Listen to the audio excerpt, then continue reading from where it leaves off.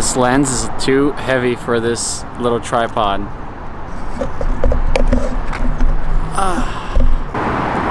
Alright, so here we are downtown. I'm here with my friend Bence, doing some B-roll, because you know, YouTube videos are nothing without that sweet B-roll.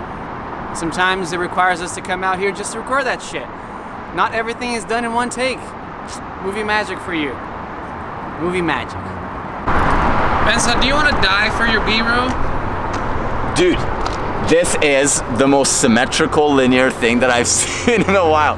So I'll give it to you. It's pretty nice. It's pretty nice. It's a cool backdrop for sure. Thank you. What about your life? What about the camera? That's, I think, is more important. As you can tell, it is a beautiful day here in Calgary. Summer is finally here, which means no more jackets, no more sweaters, no more frozen fingers. I'm ready. I'm ready. Man, how awesome is this? The sun is shining, there's people out in the streets. There's a dude on a violin playing over there. Life is good right now. We're out taking some photos, talking about the difference between passion and likes. We're gonna talk more about that later on. It's fun, it's nice. Lots of photographers too. There's like 5 of us here. It's like one big family just coming together, and we're like in a family reunion. This is like Uncle Bob right there. This is like my weird cousin that I never actually knew existed, but he's there for some reason. It's a big family barbecue of photographers. About the same thing. It is beautiful today. Amazing. Oh, we could set up by the river. That'd be a good spot. So Bence, what are you most excited for with the coming summer? Man, we have a lot of weddings that we're doing. We do. We have like 5, 6, 7. Something around 5 to 7 weddings to shoot between June and September. So. Oh, don't forget about October. There's a wedding in October. Oh yeah, that's right. Sorry, there's another one in October. See, there's a lot of weddings, which I couldn't be happier. No, it's super exciting. It's also just a little bit terrifying because there's no redo. Oh, the pressure is on. Yeah, exactly. Like there's no redo. Walks down. That's it. She's not going back. She kisses. She kisses the guy once after I do. She's not going to do it again. Or hopefully she does end up doing it. Well, she does it again, but not in the context of just. We can't film it. I now pronounce you husband and wife, and here's your first kiss. It doesn't. It almost doesn't have the oomph. It almost doesn't matter anymore at that point. Not for the client. The client wants that first one. That's for sure. Excited.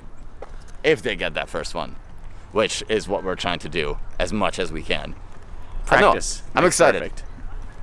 I think also what I'm really excited about is the fact that we finally can come on out of like inside. Hiding. Yeah. Hibernation. It happens a lot. Dude, Canada's cold. Well, if you're gonna give me the key on the rain, I'm gonna be coming through the window pane. But if you're gonna give me the key to your soul, I'll put the booze in your shoes, and that's all that I know. If you're gonna count on me to let your dog outside, I reckon he's gonna see a few more lonely nights. Hey, buddy. You're so cute. How's it going? Oh, are you done? No, you want more? Okay, all right then. Yes. He, how old is he? Almost 8 years. Oh my goodness, you're like, He's an old you're guy. an elder. Yeah. He's an old fella. My heart is melting. Look at all those legs. Oh, nice. Someone else posted my stuff. Okay, speaking of that, you know the whole Instagram thing about hiding the likes? Yeah. Now that the other people can't see that? Mm-hmm. How do you feel about that?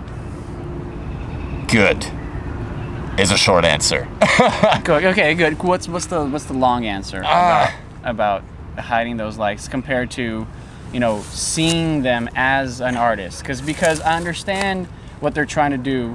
Hiding those likes is basically trying to protect people's mental health, because it has become a little bit detrimental to our own mental health, that we're trying to now actively seek out those likes instead of making real changes in your life, because likes give you that little boost of self-esteem and serotonin, so it's the easier solution, right? Instead of doing things to better yourself, you just get a like and then you feel better about yourself, but that's super temporary, that goes away, and then people feel less about themselves if they don't get those likes. I understand that. But as an artist, as somebody who's putting his work out there and you need that feedback, how do you feel about it?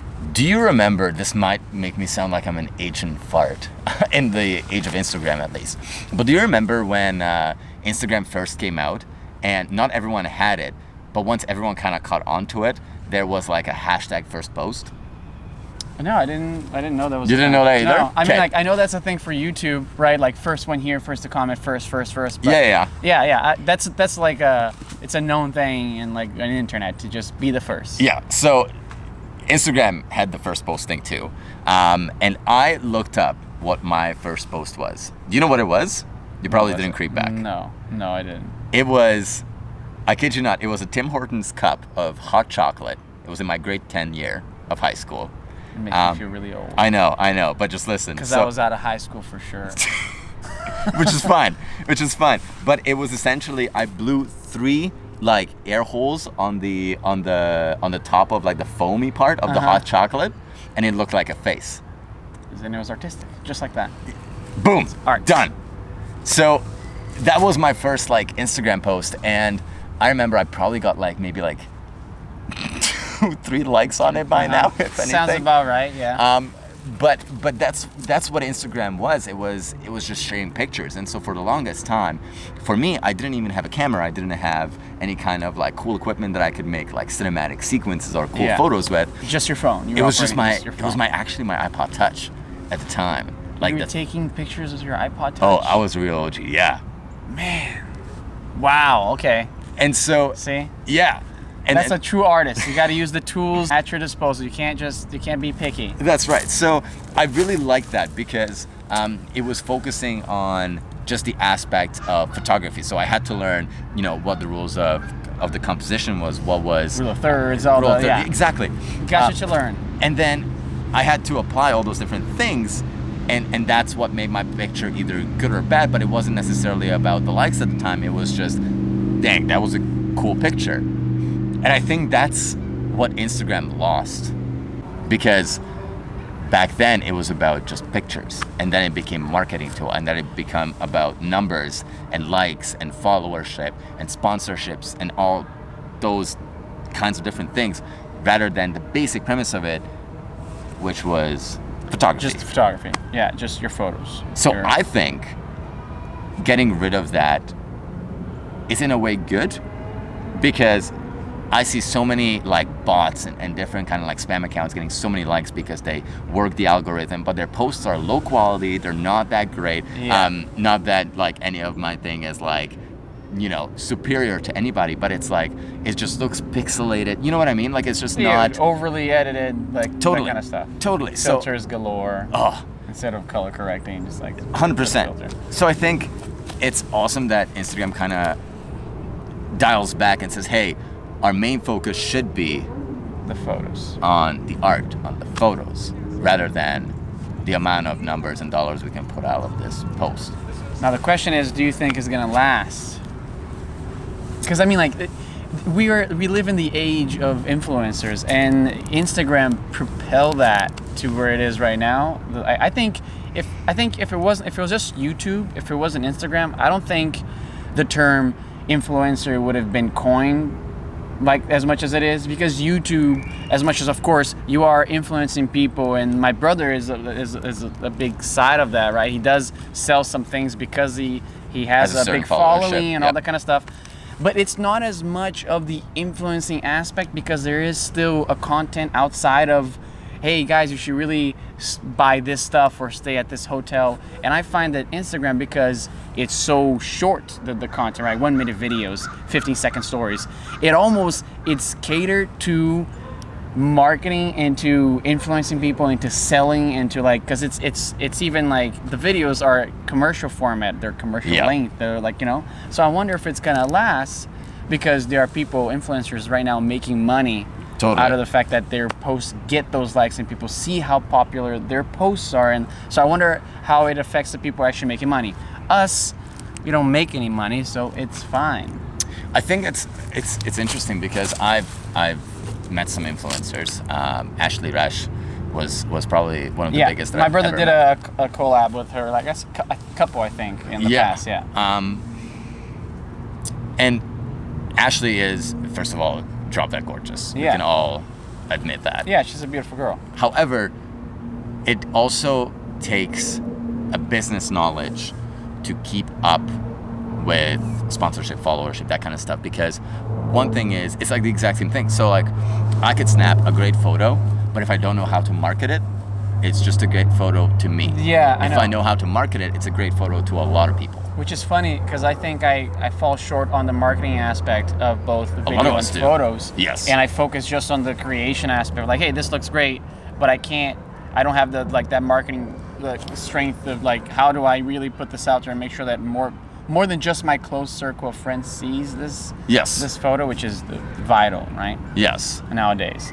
Which is again another thing that Instagram has. It helps because a lot of people you can tag things, hashtag, and now more people than just you will see they that can photo. see that now. You can be featured in other 100%. accounts, which is, by the way, there are some accounts there that actually charge Yes. out the ass for features. I've seen accounts like $1,000 per like news feed post, which is It's hefty. Which is I can't even think about. Like, It's hefty for it's sure. crazy hefty. I'm not on that level. I can't think of anybody who is. But like there are people that literally means the bottom line. Mm-hmm. That's dollars, right? Which is interesting. I think when you can mix your passion with the revenue, I think it's awesome. And I don't want to say that a lot of people that do get this income from Instagram or whatever platform they use don't like what they do, because obviously if they didn't like what they do, then they wouldn't do it. They wouldn't do right? it. It just doesn't make any sense.